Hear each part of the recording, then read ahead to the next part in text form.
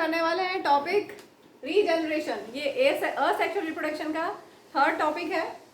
Regeneration होता है planaria, sponges और हाइड्रा में। और पहले डेफिनेशन देख लें। It is the ability of a fully differentiated organism to give rise to new individual organisms from its body parts. जैसे प्लैनेरिया का एग्जांपल दिया हुआ है आपकी बुक में।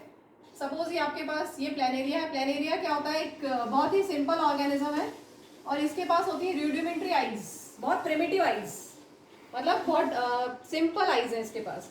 अगर ये किसी भी रीजन से अगर ये कट हो जाए इनटू पीसेस, तो each part will grow as a new individual. ठीक है, ये प्लैनेरिया का नीचे का पार्ट भी पूरा ग्रो हो जाएगा एज अ न्यू इंडिविजुअल। ये जो मिडिल पार्ट है हमारे पास, इतना मिडिल पार्ट, ठीक है, मिडिल पार्ट भी, उसमें भी ऊपर का पार्ट डेवलप होके वो ग्रो हो जाएगा एज अ न्यू इंडिविजुअल। और ये जो नीचे का पार्ट है, this part will also grow as a new individual. ठीक है, क्लियर हुआ?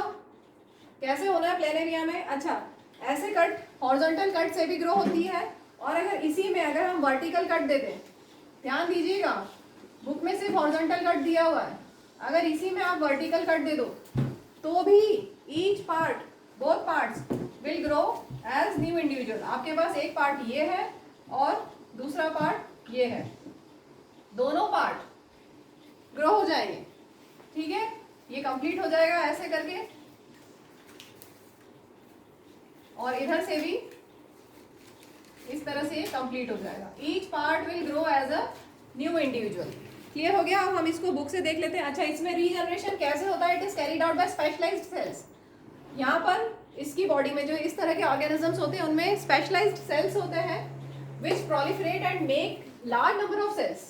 प्रोलिफरेट होंगे और बहुत सारे सेल्स बनेंगे undergoing changes to become cell types, और कंप्लीट ऑर्गेनिज्म बन जाएगा। ठीक है, इसको हम बुक से देख लेते हैं।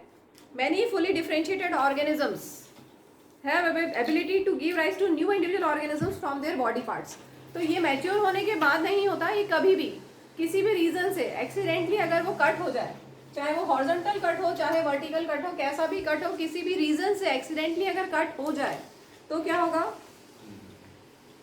यहाँ दिया हुआ, if the individual is somehow cut और broken up into many pieces, many of these pieces grow into separate individuals. जितने भी पीस होंगे सभी सेपरेट इंडिविजुअल में ग्रो कर जाएंगे। एग्जाम्पल में simple animals like hydra and planaria. तो मैंने यहाँ पर प्लैनेरिया बनाया है। हाइड्रा में भी रीजनरेशन होता है, ध्यान रखेंगे। हाइड्रा में रीजनरेशन भी होता है और बडिंग भी होती है। एक ही ऑर्गेनिज्म अलग अलग तरह से ग्रो हो सकता है। एक ही ऑर्गेनिज्म अलग अलग तरह से ग्रो हो सकता है।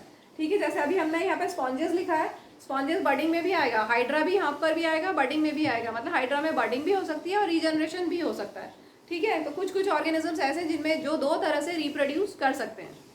आगे दिया हुआ है, regeneration is carried out by specialised cells. These cells proliferate and make large number of cells. From this mass of cells, different cells undergo changes to become various cell types and tissues. वही मैंने book से लिखा हुआ है।